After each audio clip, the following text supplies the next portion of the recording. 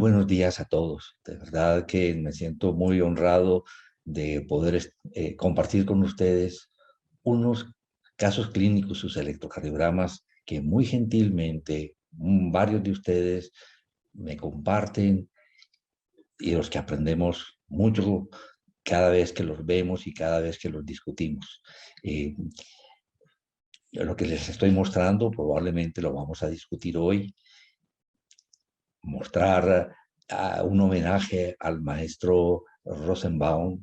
Vamos a tener la oportunidad de ver un paciente que probablemente tenga este síndrome de Rosenbaum y lo vamos a recordar, destacado en este libro, la nueva edición del libro de Clinical Electrocardiography de Anthony Valles de Luna, que esta vez está acompañado de otras personas que lo enriquecen inmensamente.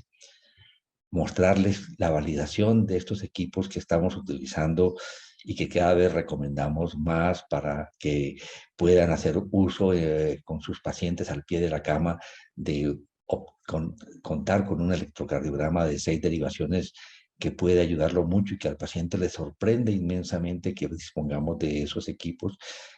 Vamos a ver varios pacientes de dolor de pecho y este mes tenemos con nosotros una nueva perspectiva de cómo enfrentar estos pacientes de dolor de pecho desde el momento de la semiología hasta la escogencia de las diferentes ayudas diagnósticas para resolver esto.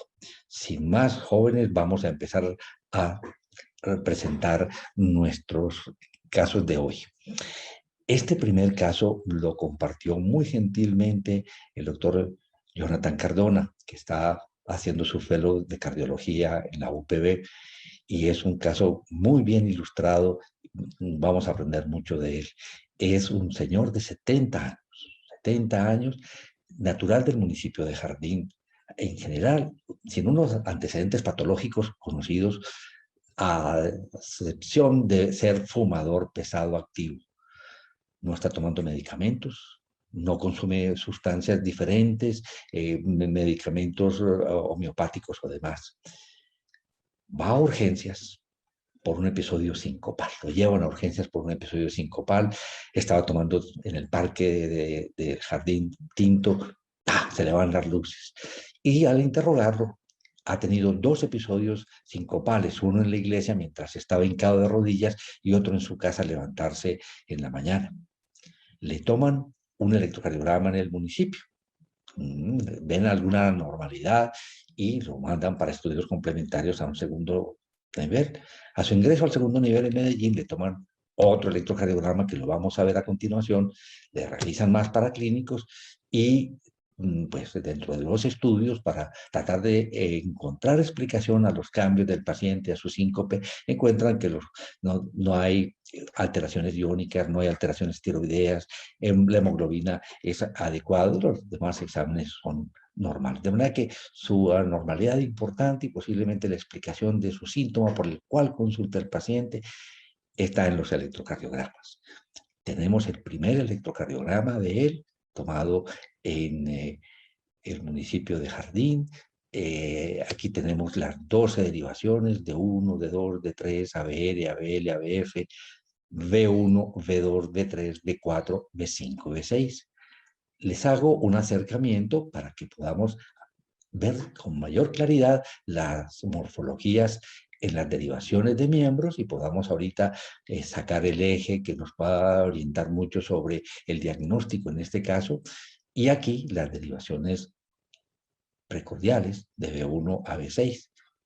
Este entonces es el electrocardiograma que le tomaron en Jardín, que vamos a analizarlo ahorita. Uno de ustedes hace de cuenta que es el médico rural y está evaluándolo en ese momento, para que veamos enseguida el otro electrocardiograma que fue tomado en otra población y que con esos hallazgos nos permite plantear hipótesis diagnósticas. Yo quisiera que alguien me contara cómo hizo la lectura de este electrocardiograma, a qué conclusión llegó.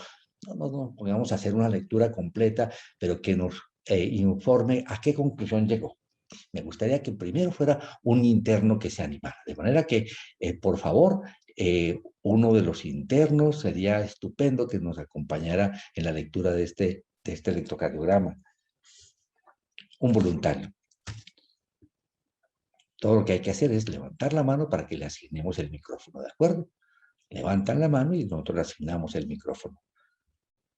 Le voy entonces a proponer a alguien. Se me ocurre que Ana Paola Melo.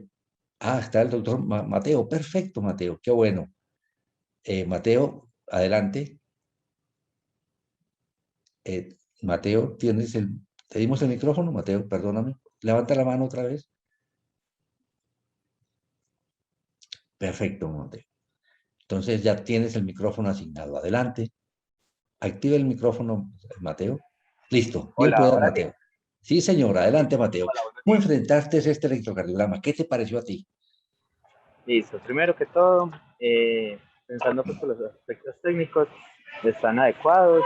10 milivoltios, 10 milímetros por 10 milivoltios por 1 milivoltio y 25 por segundo. Una frecuencia cardíaca normal de 66. El ritmo es sinusal. Ya empezando pues por los segmentos del PR está normal. Lo que más llama la atención es el QRS. Está alargado, más o menos entre unos Es 120 milisegundos, perfecto. ¿cierto? Entonces, Es de una lo más duración mayor que llama lo la normal, 120 milisegundos, y aquí en esta aproximación lo vemos más claramente. Sí, definitivamente es un QRS de 120 milisegundos. Mira qué bonito se atención. ve aquí en las derivaciones de miembros, 120 milisegundos, ¿de acuerdo? Entonces estamos ante un QRS ancho, que hay que Sí, buscarle señor. causa y sabemos de que estamos frente a un ritmo sinusal, o sea que no es un ritmo originado en el ventrículo, es un ritmo sinusal con un QRS ancho y hay que buscar las causas de QRS ancho. Sí, Qué señor. bien.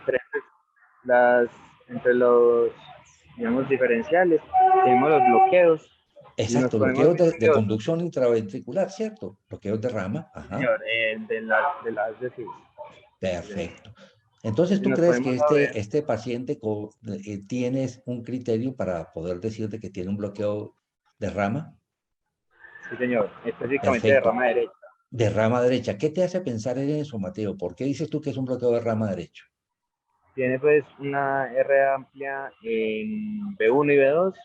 Tiene Perfecto, ahí un perfecto. patroncito de muestra. Y las heces anchas en B5, B6 y también las B5, ves B6. claramente en D1. Entonces, ¿este bloqueo de rama derecha explica el síncope del paciente? A ver, profe, en realidad si es posible pues que algunos bloqueos sí puedan, digamos, explicar, digamos, bloqueos paroxísticos, pero hasta Ajá. decir que sí puede ser la etiología como tal, no les sabría decir sí, sí. Es muy prudente tu respuesta. Un solo bloqueo de rama derecho te lo puedes encontrar con una variante normal, te lo puedes encontrar con una manifestación de una comunicación interauricular, como una alteración de un paciente fumador y con EPOC. Y hay alteraciones igualmente degenerativas, pero usualmente el solo bloqueo de rama derecha no le permite no decir, esto me explica el síncope del paciente. ¿Algo más te llamó la atención de este electrocardiograma? ¿Qué te parece el eje del QRS? El eje de QRS está desviado, ¿Hacia está más dónde? o menos a, hasta más o menos menos 30 grados hacia la izquierda, izquierda Fíjate, superior. obsérvate, ve lo interesante que sacamos Mateo entre los dos el eje. Miremos de Sí. uno. ¿Qué predomina, lo positivo o lo negativo? Lo positivo. Mira de uno. No, Ah, de uno, qué pena, sí, no lo sí, negativo, sí, lo negativo. fíjate que predomina lo negativo. O sea que Es si verdad. hacemos un resultado de lo positivo más lo negativo, nos daría que predomina más lo negativo, o sea que está en los cuadrantes derechos. ¿De acuerdo? Sí, es Y verdad. ABF está positivo o negativo. Está positivo. Positivo, ¿verdad? Que está en los cuadrantes inferiores. Es un eje que está En la derecha, desviado desviado. hacia la derecha. El bloqueo de la rama derecha por sí solo no empuja el eje hacia la derecha. Entonces, esto nos hace pensar en otras cosas. De bloqueo de rama derecha, más eje desviado a la derecha, nos pone a pensar de que hay un bloqueo de 2 fascículos. Ya empieza uno a pensar, miércoles, aquí debe haber alguna cosa. Y si es un bloqueo de esta índole, nos hace pensar en varias cosas. Entonces, nos encontramos con un bloqueo de la rama derecha del His, con un bloqueo del fascículo que, como encontramos R pequeña, S profunda en D1 y en ABL. QR en ABF, esto nos configura el que tengamos un bloqueo del fascículo posterior más el bloqueo de la rama derecha del His. Esto ya nos empieza a hacer pensar, porque usualmente cuando hay un bloqueo de los dos de la rama derecha más el fascículo posterior, este casi siempre se acompaña de algún trastorno mucho más severo de la conducción intraventricular, por degeneración, por isquemia. Entonces ya esto nos alerta. Ya, por eso el médico dijo, miércoles, tengo un paciente con un bloqueo de los dos fascículos. De manera que esa fue la razón por la que él lo remitió. Dijo, aquí puede haber un trastorno de conducción importante que explique el síncope del paciente. Pero lo más interesante viene a continuación, Mateo, para que no te vayas todavía, porque creo que es valiosísimo que nos sigas aportando. Fue el electrocardiograma que le tomaron ya en la ciudad de Medellín. ¿Te llevaste alguna sorpresa o piensas que es exactamente igual al electrocardiograma que tenía en Jardín? Déjate que tenemos Pedro Neira, levantó la mano, vamos a asignarle el micrófono. Pedro, adelante Pedro, tienes perdón, te damos ya el micrófono, Pedro. Adelante Pedro, dale una mano Mateo. Pedro, adelante. Buenas, doctor, ¿cómo está? ¿Me escuchan? Sí, señor, te estamos oyendo. Adelante, Pedro. Bueno, buen día, doctor.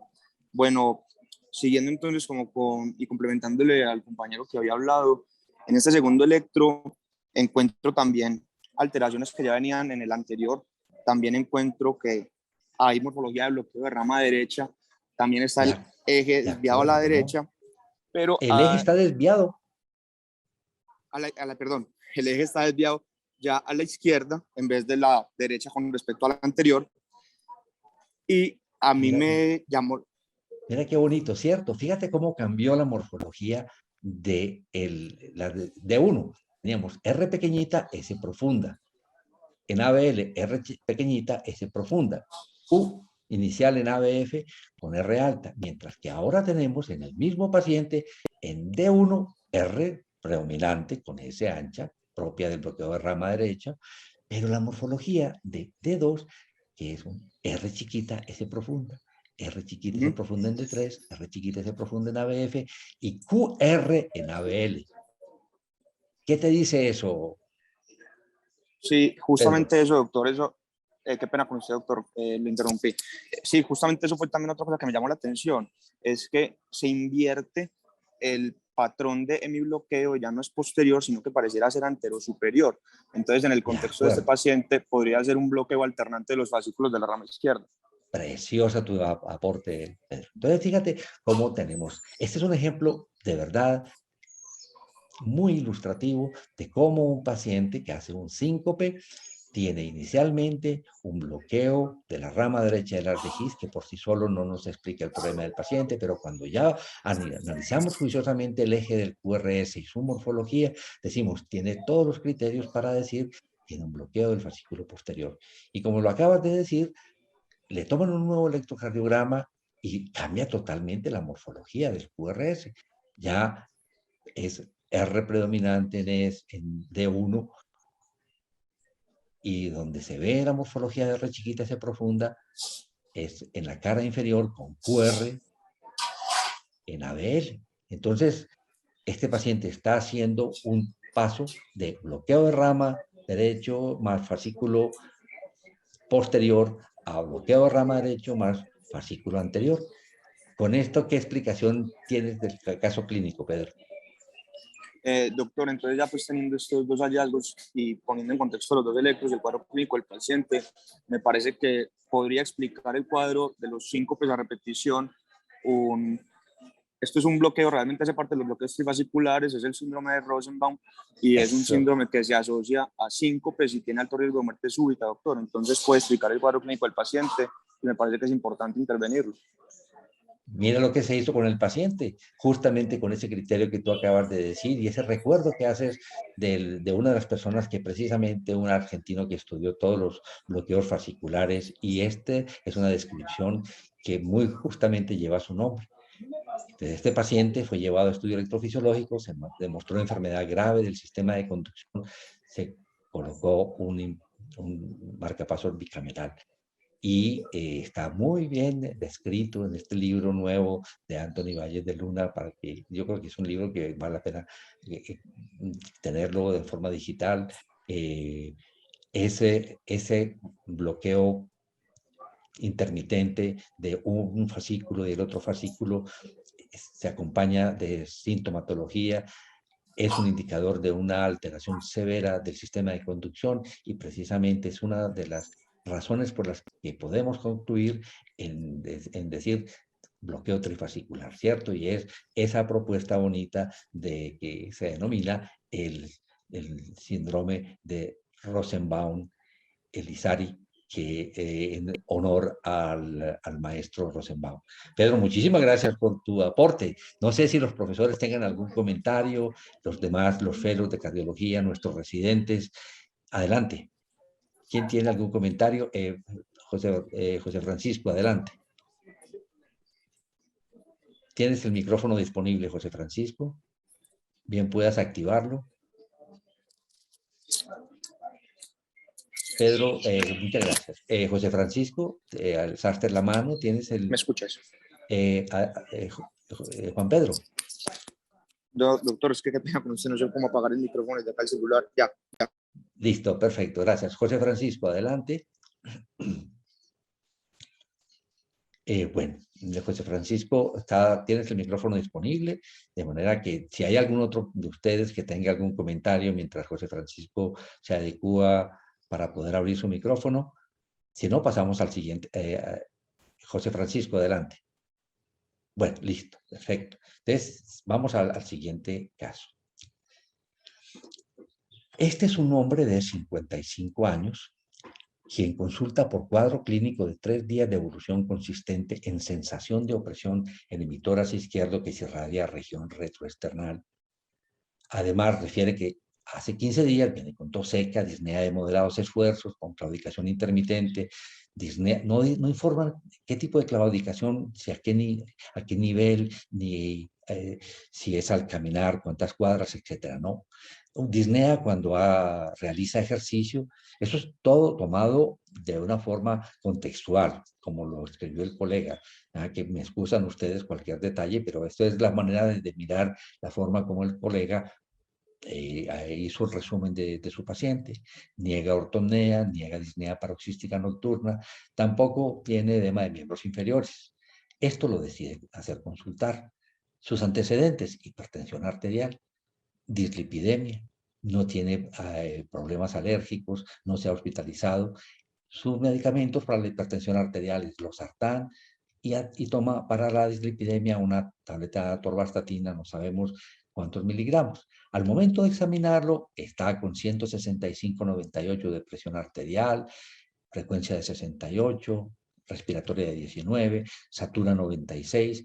No encuentran nada más en el examen del paciente. Le toman un electrocardiograma que les llama la atención algún detallito leve, pero nada trascendente. Le piden unas troponinas, las informan como negativas. El paciente le hacen seguimiento en urgencias, le toman un nuevo electrocardiograma. Este es el segundo electrocardiograma que le toman. Ven algún cambio de ese electrocardiograma. El médico considera que con troponina negativa repetida en 2 ocasiones, el dolor desaparece del paciente, decide estudiarlo ambulatoriamente. Yo quisiera que alguno de ustedes comentara sobre este electrocardiograma en ese contexto de un paciente que llega a urgencias, que tiene factores de riesgo, hipertensión, dislipidemia, y tiene un dolor de pecho, que las nuevas guías nos dicen, hombre, no digan atípico y típico, no parece ser útil desde el punto de vista de la comunicación entre nosotros. Diga, es un dolor coronario o no dolor coronario, directamente, es decir, quedémonos en uno o en otro. el doctor Emilio Herrera va a hacernos un comentario sobre este paciente para ver cómo lo enfrenta Emilio. Es uno de nuestros fellows y tuvimos la oportunidad de conversar sobre este paciente porque él está en este momento haciendo su rotación de prueba de esfuerzo. Emilio, muy buenos días y adelante. Profe, buen día. De este electro llama la atención unos cambios que pues no se veían, no eran tan claros en el anterior, sobre todo en la cara anteroseptal y en la cara inferior. En B3 sobre todo parece ser muy diciente las alteraciones de la onda T y tal vez del ST, y de pronto también en D3 y en ABF, que no, pues no los veo uno en el electrocardiograma previo. Sobre todo, Entonces, en pues en el definitiva, no es caso un del, electro normal, ¿cierto? exacto, no es un electrocardiograma basal normal. Y la otra anotación que uno puede de pronto tener en cuenta es si de pronto el paciente no había hecho más síntomas por la limitación que le implica la claudicación. Muchas veces los pacientes Interesante. con claudicación no presentan tal grado de angina, en el caso de que este dolor así fuera tipificado, porque la claudicación, entre comillas, los protege de, digamos, de esfuerzos más grandes. Muy bien. Tú estás en un ambiente como segundo nivel de urgencias y ves este paciente y este electrocardiograma. ¿Cuál sería tu decisión?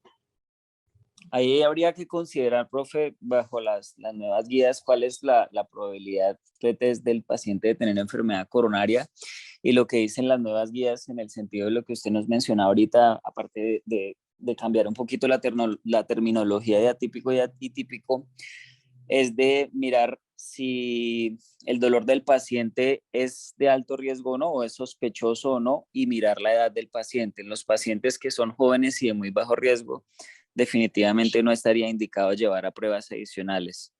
En los que tienen ya un riesgo al menos intermedio y que son menores de 65 años, se preferiría en principio el angioTAC de coronarias. Obviamente eso también depende de la disponibilidad que uno tenga del acceso al recurso. Y en los que Volvamos son otra mayores vez de 60. a lo que proponen las guías y lo más importante, Emilio, la clínica. ¿Qué piensas tú Exacto. sobre la clínica del dolor? Esa molestia del paciente es muy sospechosa de que tenga una enfermedad coronaria detrás de él. Sí, sí, este dolor no me deja tranquilo, sobre todo ante la presunción de que por la claudicación pudiera tener ya enfermedad aterosclerótica en otro lecho y que ese dolor de pecho correspondiera en efecto a una manifestación de la enfermedad coronaria. Entonces definitivamente debería llevarse a una estratificación que en principio podría ser con imágenes, dado que el electrocardiograma basal ya va a ser más difícil de interpretar por sus alteraciones basales. De acuerdo. Entonces, la primera cosa es que si tú vas a estratificar este paciente, el siguiente punto para seguir, y en lo posible muy pronto, no de hacerlo dentro de un mes, el tratar de que ese paciente se le resuelva el diagnóstico. Hay una gran expectativa de que este paciente tenga un problema coronario, de manera que tendrías la posibilidad de ofrecerle en lo posible en 2 o 3 días más alguna imagen, algún procedimiento que te oriente a explicar el origen de esta molestia del paciente. ¿Qué escogerías tú? Cualquiera de las dos, o el angioTAC de coronarias o una imagen de estrés. Sí. Porque pues la guía dice que en principio los menores de 65 podrían ir al TAC de coronarias de entrada. Sin embargo, habría que ver si el paciente, por ejemplo, para una imagen de estrés tolera tiene capacidad de ejercicio, o si no, pues sería con estrés farmacológico. Perfecto. Entonces, lo que sí no haríamos con él sería una prueba de esfuerzo convencional, teniendo el Y es que recurso, por ya es más supuesto, difícil interpretar los cambios del ST y la T, profe, por los cambios basales que tienen. basales, definitivamente. Eso te dice esa parte. Y las nuevas guías igualmente, si tú tienes un paciente con una probabilidad intermedia alta de tener enfermedad coronaria importante, es un paciente que la primera indicación cuando se tiene el recurso es una prueba de inducción de isquemia con imágenes, ¿cierto? Entonces, cuéntanos qué pasó con este paciente. Este paciente, el médico pidió una eco de estrés con ejercicio.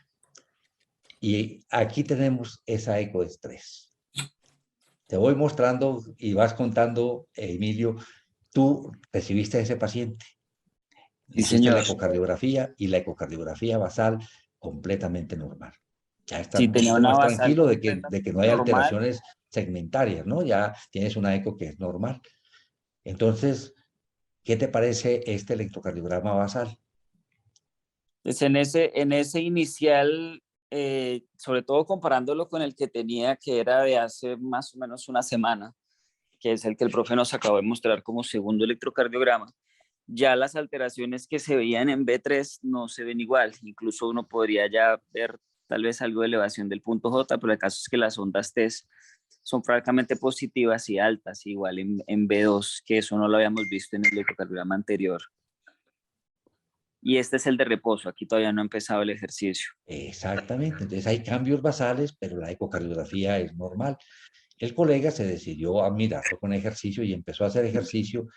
Y en la primera Sobre, etapa del sobre todo, protocolo, profe, dime.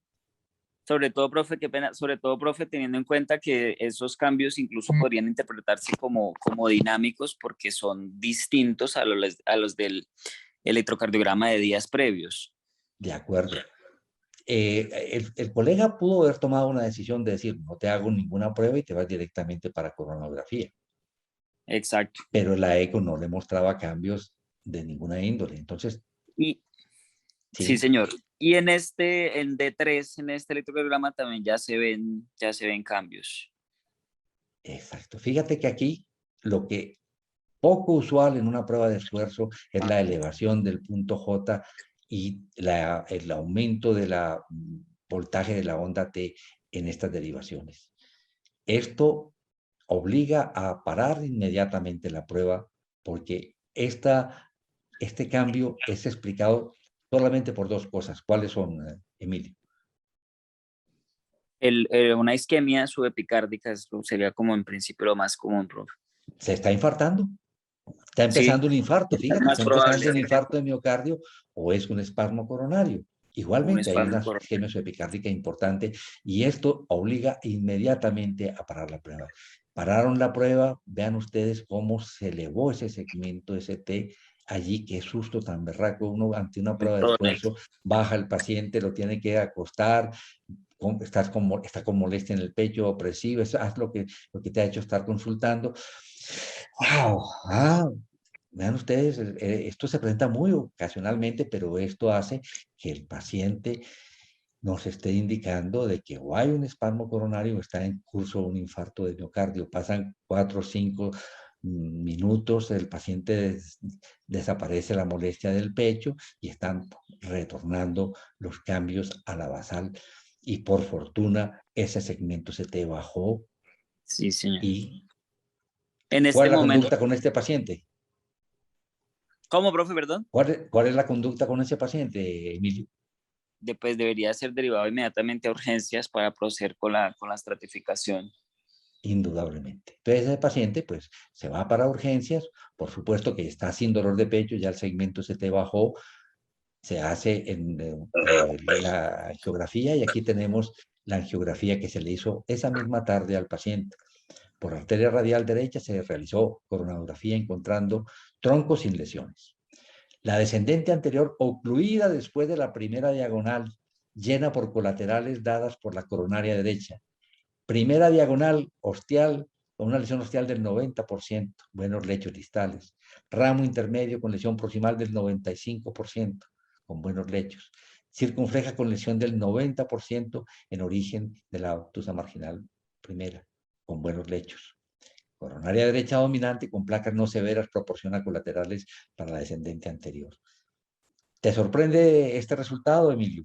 No, profe, no, se correlaciona muy bien con los cambios electrocardiográficos y de hecho con los trastornos segmentarios de la contractilidad que presentó durante la prueba. Los segmentos más apicales hicieron una hipoquinesia que no se había visto antes en el basal, pues. Perfecto, muy bien. Este paciente le propusieron manejo quirúrgico y está en este momento en preparación para su cirugía. No sé si alguien tenga comentarios, alguien tenga observaciones. Emilio, muchas gracias por tu discusión. A No usted, sé si profe. alguno de los docentes, alguno de los residentes, de los compañeros, de los fellows, tiene alguna observación sobre este caso. Bueno, pasamos a otro de los casos. Esta es otra paciente con dolor de pecho. Nos ilustra lo que está pasando en este momento en la ciudad y lo que nos está angustiando recientemente al recibir personas jóvenes con dolor de pecho relacionados o no con COVID, y que al momento de examinarlos, de pedirle electrocardiograma o pedirle troponinas, encontramos hallazgos que definitivamente nos impactan. En este caso es una señora de 30 años, una chica de 30 años, consulta por cuadro, que inició hace una semana con dolor de región paraesternal de tipo punzante, en ocasiones urente, que incrementa con la inspiración profunda y al palparse. La paciente dice que el dolor no se relaciona con actividad ni empeora con la misma. No es una buena informante. Dice que cuando le da, siente disnea, niega náuseas, vómito, mareo, lipotimia, síncope y otros. Dice que el dolor se autolimita. No ha tomado medicamentos, niega enfermedades crónicas. Dice que cuando alcanza la máxima intensidad, ese dolor lo puede calificar de 8 o de 10. En el momento que llega a urgencias, está sin dolor. El electrocardiograma es el electrocardiograma que vamos a ver a continuación. Es este electrocardiograma, y de pronto mayores acercamientos. Aquí tenemos tanto las derivaciones de miembros como las derivaciones precordiales en esta paciente. De todas maneras, no llamó la atención al médico inicialmente el electrocardiograma, le pidieron unas troponinas y salieron de 13.982 nanogramos por litro. Caray, entonces el enfoque que hace el compañero es paciente con dolor torácico, joven, de todas maneras, mujer de 31 años, no sabemos si hizo previamente COVID, si estaba vacunada para un COVID de características atípicas con EKG, ya sí le da la impresión, ya mirando con una segunda mirada, que probablemente hay algo de modificación del segmento ST en D2. Miren ustedes, de pronto un intervalo PR que trata de ser descendente, ya empieza a ajustar las imágenes levemente en D3, levemente en ABF, en B5, B6. Bueno, dice, no, definitivamente en mi aproximación con esta paciente, con esos hallazgos, es de que se trata de una miopericarditis y se recomienda entonces remitirla a un centro de mayor complejidad para hacer la ecocardiografía, ver si se considera en un determinado momento pedir coronarias. No quedaron con tranquilidad con esas troponinas tan elevadas, le hicieron coronarias que fueron coronarias epicárdicas normales. La ecocardiografía no mostró nada en especial y finalmente se le hizo una resonancia magnética nuclear que la informan. No tenemos las imágenes, que serían fantásticos para discutirlas con nuestros docentes, que la forma como lo describen lo dejan a uno un poquito inquieto, pero de todas maneras quien lee esto encuentra que tiene estos criterios de Laker-Luiz, de miocarditis aguda, aunque pues nos cuenta aquí algunas cosas que nos deja algo inquieto, pero por el momento cuadra la situación clínica de la paciente con una miopericarditis cuyo origen no se logra determinar, por lo menos hasta este momento. Listo, jóvenes, comentarios de parte de ustedes. Cada vez vemos más pacientes con miopericarditis. No sé si los profesores tengan alguna observación para hacer, algún comentario que quieran hacer de esto, que el hecho de tener troponinas ultrasensibles nos ha dado una perspectiva distinta del manejo de la paciente con dolor agudo. El dolor agudo coronario de tórax en las mujeres jóvenes hay que prestarles toda la atención, ¿no? Hacer excelente anamnesis. Otra vez volvemos a insistir en que la parte crítica del dolor de pecho es la extraordinaria anamnesis y luego pues el examen físico. No nos dicen si se auscultó un frote pericárdico, que definitivamente hay que buscarlo con segunda intención, no simplemente de rutina, sino específicamente buscar uno por un brote pericárdico, haciendo que el paciente haga una pequeña apnea y pueda uno apretar un poco su estetoscopio en la membrana, que muchas veces puede ocultarlo. No sé si hay algún comentario adicional. Pasamos al siguiente caso. Bueno, yo quisiera hacer una reflexión sobre este caso y oír la opinión de uno de los internos, porque sé que muy pronto casi todos ustedes van a tener un cardia que es esto, lo que les mostraba, un tabletica que le permite a uno en el consultorio, al pie de la cama del paciente, tomar 6 derivaciones, porque aquí tenemos la forma de hacer un triángulo de Einthoven y tenemos la manera de poder tener, como ven ustedes aquí, estas 6 derivaciones. Les cuento la historia. Esta es mamá de un colega, de un par de colegas, uno de ellos cardiólogo además. Es una señora de 78 años, hipertensa, con algunos problemas pulmonares, que ha venido siendo manejada. Hace 3 años tuvo un episodio de fibrilación auricular aguda, se hizo cardioversión, luego quedó un tiempo con la amiodarona, se mantuvo en ritmo sinusal y venía relativamente bien. Y piden apoyo porque hace 3 días se viene fatigando. El médico general, uno de sus hijos, le toca que el pulso, le preguntamos cómo es el pulso y dice el pulso, lo siento, profe, un poquito arrítmico. Bueno, yo dije, bueno, déjate, yo paso por la casa de ella y le damos una miradita. Efectivamente tenía un pulso completamente arrítmico y al hacerle el procedimiento vemos esta imagen. Yo quisiera que de pronto uno de los internos nos contara con esa imagen, si la tiene a disposición, qué diagnóstico hace. Perfecto, Miguel. Ya te doy la palabra, Miguel. Adelante, Miguel. ¿Qué piensas de esa paciente? ¿Me escuchan ahí? Sí, señor, te estamos oyendo, Miguel. Pues no, el SRR ahí se ven pues irregulares, entonces digamos que en todas las derivaciones más o menos prácticamente se ven SRRs irregulares, se podría pensar en una fibrilación auricular y más con lo que usted escribe, el pulso pues que está irregular, lo que se puede ver ahí pues el eje, no, el eje puede estar normal, pero realmente pues se ve la fibrilación auricular, no se ven las Perfecto. P tan claras. Perfecto. Entonces, fíjate qué bien cómo uno al pie de la cama del paciente hace su diagnóstico. Entonces, tu diagnóstico sería que posiblemente esa fatigabilidad está causada por Fibrilación, pues por la fibrilación auricular, incluso pues volvió a podría entrar a tener desfibrilación auricular y esto está una respuesta provocando que ventricular. posiblemente entre, le encontré crépitos pulmonares y efectivamente al día siguiente lo que hicimos con ella fue, hombre, vamos a confirmar eso con un electro de 12 derivaciones. Aquí se tomó el electro de 12 derivaciones. Confirma el diagnóstico de que está con fibrilación auricular con respuesta ventricular rápida, Miguel. Sí, sí, señor, sí, señor. Fíjate y verás, entonces ya tenemos esa posibilidad.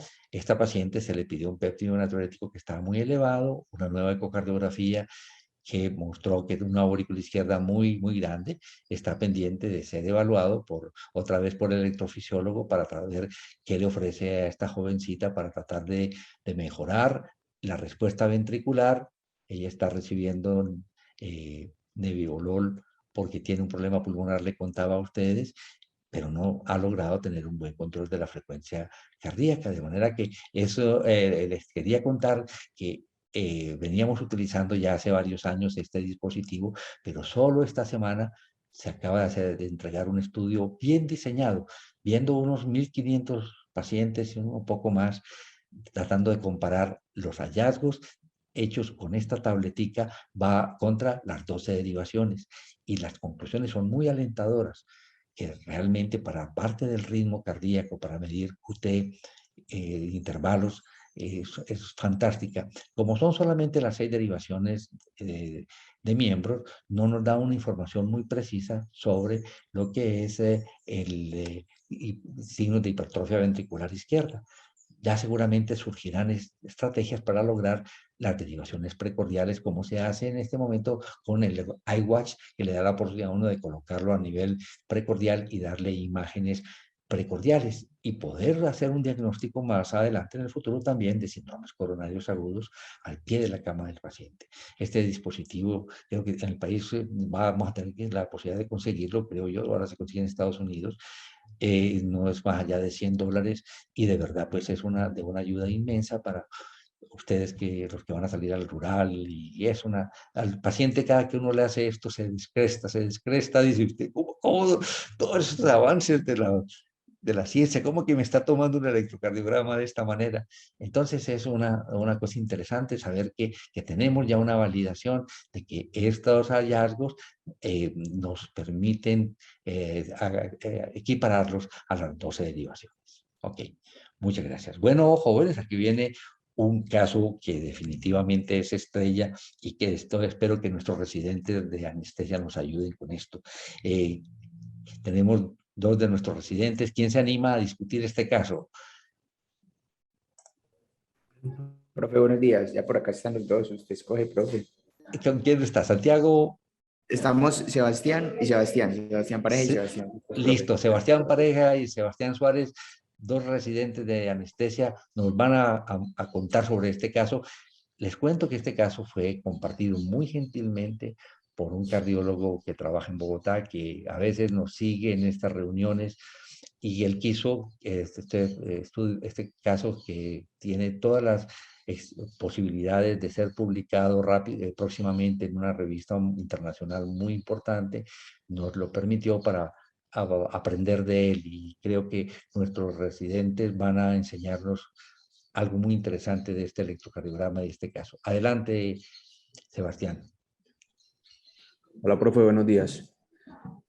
Listo, entonces, como usted nos decía, pues desde la historia clínica hay datos bien interesantes que se ven pues reflejados en el cambio del monitor y que uno esperaría como encontrar ya después de hacer el electro, y es efectivamente lo que vemos.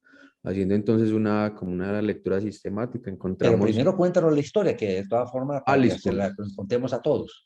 Sí, listo. Entonces tenemos una señora de 55 años quien presentó hemiparesia izquierda después de una resección de un tumor carotidio.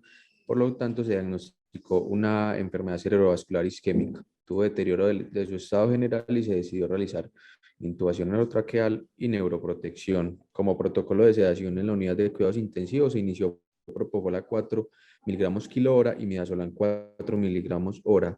Después de 4 días de la infusión, se ven cambios en el monitor y toman el siguiente electrocardiograma que vamos a analizar. Entonces, ahora sí, como haciendo una lectura sistemática del electrocardiograma, encontramos que desde los aspectos técnicos está bien, va conduciendo a una frecuencia más o menos de 75 latidos por minuto. Vemos un eje del QRS que pareciera, sí, está desviado a la izquierda, un PR que no parece pues como más allá de lo normal, y ya cuando uno se va a analizar los cambios específicamente en el QRS y en el segmento ST, donde se va a llevar como la sorpresa del caso. Vemos específicamente en las derivadas precordiales, en B2 y B3 sobre todo, que hay una elevación llamativa del segmento ST, y es como precisamente lo que uno encuentra ya en relación a retrospectiva al analizar la historia, en la cual se ha descrito pues con el uso de propofol a esa dosis específicamente y a una infusión prolongada, se ven como cambios parecidos a un síndrome de Brugada. Específicamente en este caso vemos que pareciera como un tipo 1 porque es una aleta de tiburón.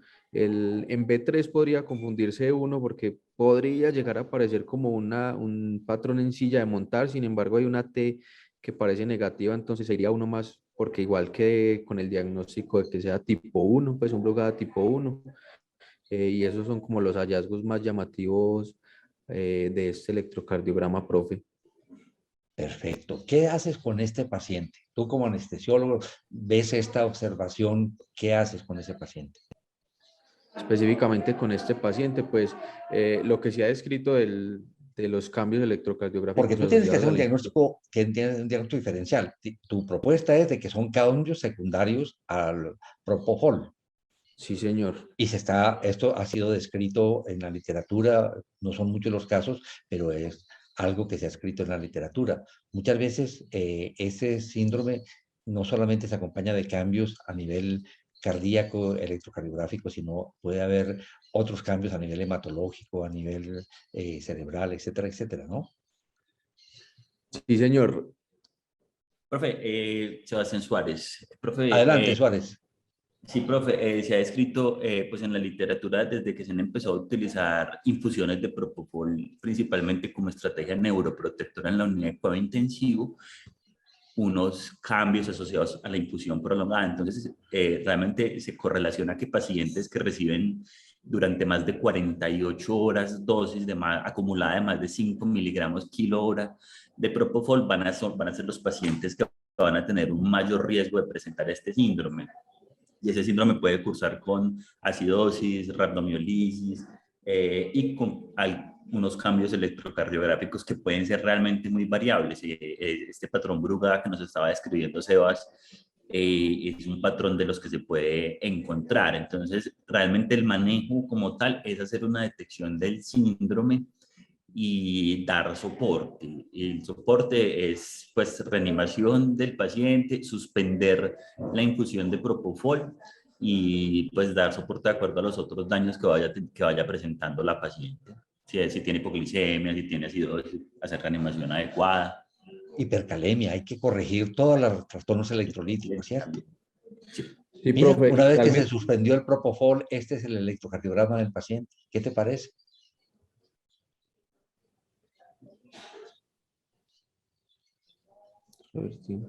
Sí. Ven ustedes cómo cambió toda la parte de la repolarización. Todavía vemos aquí en V2 una T negativa que habría que compararla con los electrocardiogramas previos del paciente, pero ven ustedes cómo estos cambios desaparecen a la suspensión del propofol. Pero siempre estar alerta en esas situaciones, pacientes posiblemente con compromiso cerebral de alguna índole, más el uso prolongado del propofol o de dosis más altas, la posibilidad de que tenga estos cambios que pueden acompañarse muy posiblemente de arritmias fatales, ¿de acuerdo? Sí. Muy bien, vean que claro el cambio del electrocardiograma. Aquí muchísimas gracias al doctor Fuentes, Sergio Fuentes, que me facilitó este caso y esperamos que se lo puedan publicar y que pueda ser una cosa interesante. Esto origina en las revistas internacionales de vez en cuando publicaciones alrededor de casos como este. En esta circunstancia es de un jovencito de 19 años de edad que hace una ACV hemorrágico y le pusieron tratando de hacer una protección, como lo decía ahorita Suárez, de propofol y demás. Miren ustedes lo que se ve. Que aquí estos cambios son macuencos, dice uno, aquí detrás de esto hay una enfermedad coronaria, ese paciente se le tapó una coronaria y simplemente un efecto del propofol. Entonces, el paciente después de su séptimo día que estaba protegido con propofol, empezó a hacer estos cambios electrocardiográficos y al suspenderlo, pues vuelve otra vez a la normalidad. ¿Ok? Aquí, muy interesante esto. Yo tenía de pronto por aquí otro electrocardiograma bonito para presentar. El doctor Edison ayer nos mostró un paciente que seguramente será un objeto de discutirlo en la próxima reunión porque un paciente con unos cambios importantísimos de la onda T y hacer el diagnóstico diferencial de cambios de la onda T. Más bien creo que voy a proponer este casito que acompañe a eso en el futuro. Y voy a aprovechar que está el doctor Alejandro Narváez con nosotros, un médico rural de Anorí, que muy gentilmente también nos compartió este caso. Alejandro, ¿tú quieres contarnos de este paciente para que terminemos la reunión con esto? Perfecto, Alejandro. Muchas gracias, hombre, y felicitaciones por el trabajo que vienes haciendo en ANORI. Hola, profe, buenos días. Gracias Muy a usted buenos por días. compartir el caso. Bueno, este es un caso de una cardiopatía que realmente es rara. Inicialmente a mí cuando me lo comentaron me habían dicho pues que era una transposición de grandes vasos. Sin embargo, ya después cuando miré bien la historia, el paciente tiene una malposición de las grandes arterias. Pues solamente como para recordarles, cuando la malposición es cuando los vasos salen de la arteria aorta y la arteria pulmonar salen de los ventrículos que son, pero que espacialmente no están bien localizadas. Entonces este señor tenía un situs solitus, el corazón estaba en el lado izquierdo, los ventrículos estaban en asa, en D, es decir, el ventrículo izquierdo estaba en el lado izquierdo, pero las relaciones anatómicas de la aorta con la pulmonar estaban invertidas, es decir, la aorta no era posterior, sino que era anterior, pues que es una cardiopatía que realmente no es frecuente, y aparte de eso tenía una estenosis de la arteria pulmonar y tenía una CIA, y la CIA se la habían corregido. Entonces, y aparte de eso, pues el señor ya tenía un aumento del gradiente del tracto de salida y por eso lo habían llevado a un procedimiento complejo para la corrección de la cardiopatía. Y eso había sido justo hace 2 años. O sea, el señor estuvo 38 años con esa cardiopatía y no se la habían diagnosticado. Él entonces llegó a urgencias por palpitaciones. Y uno revisaba pues al señor y el hombre pues era un, un un señor sano, ¿no? Un campesino, trabajador. Y lo único que él decía es que él se estaba fatigando un poco más cuando estaba trabajando y tiene pues el electrocardiograma que tenía el doctor anteriormente. Alejandro, antes de que continúes, es interesante la observación del ecocardiografista mientras está haciendo la ecocardiografía. Se da cuenta que hay una actividad arrítmica incesante durante todo el estudio, a que este paciente muy seguramente ha estado por periodos muy largos con la arritmia con la que te consultó, a que esto le orienta a uno a pensar de que este paciente viene presentando la arritmia que vamos a analizar, que tú hiciste como hipótesis diagnóstica, como algo que está constante en el paciente y que muy seguramente modifica su calidad de vida, sin duda alguna. ¿Cómo lo enfrentaste? Sí, señor. Bueno, entonces lo primero es que cuando uno ve un electrocardiograma, una taquicardia de complejos anchos, pues lo primero que uno se debería preguntar es si el paciente está estable o inestable hemodinámicamente. Pues en este caso, como les decía, era un señor que estaba bien, se veía eh, sano, a pesar de tener pues esta arritmia, entonces eso como que lo tranquilizaba a uno. Lo segundo que uno se pregunta es, bueno, ¿mi paciente quién es? ¿Es un señor que tiene una cardiopatía o que tiene factores de riesgo para taquicardia ventricular? Es decir, mi paciente tiene cardiopatía isquémica y si bien este paciente tiene una cardiopatía estructural, pues uno le daba el chance de que no fuera una taquicardia ventricular, pero siempre hay que tener en la cabeza que toda taquicardia de complejos anchos es TED hasta que se demuestre lo contrario, y eso era lo que decían pues mis compañeros en urgencias o por lo que los tenía preocupados. Sin embargo, ya cuando uno lo miraba como con detenimiento y más que el paciente nos permitía pues como tomar decisiones con el electrocardiograma, empezamos a aplicar los diferentes criterios pues que hay en la literatura, el de las extremidades, el de Brugada, el de Berekei, y veíamos que no nos cuadraba. No nos cuadraba para ninguno. Sin embargo, cuando uno miraba las derivadas precordiales, pues veía que sí había cierto grado de concordancia eléctrica, donde pues podemos ver que casi todos son negativos, todos los complejos con una morfología de QS o una pequeña R y una S ancha y profunda. Eh, Sin embargo, la impresión siempre fue que eso fuera una taquicardia, que no era una taquicardia ventricular, como que no nos cuadraba mucho.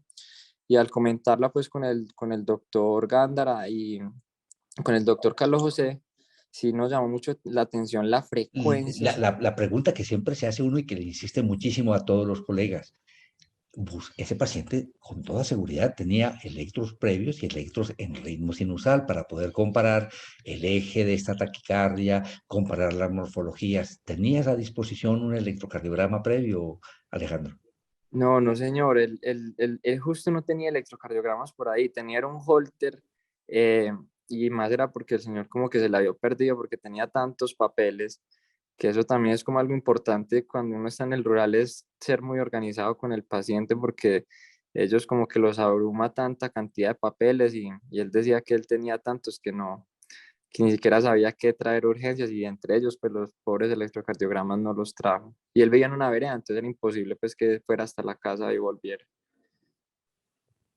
Perfecto. Entonces, pero siempre vale la pena preguntar y ahora que disponemos de celulares, de pronto insistirle al paciente, tómele una fotografía a este electrocardiograma, guárdele una carpeta porque nos puede servir en el futuro para compararlo ante un evento que usted tenga, que es de gran ayuda. Pues entonces, adelante, ¿cómo procediste? ¿Qué se hizo con este paciente? ¿Cómo resolviste la duda? ¿Qué hipótesis tenías entonces?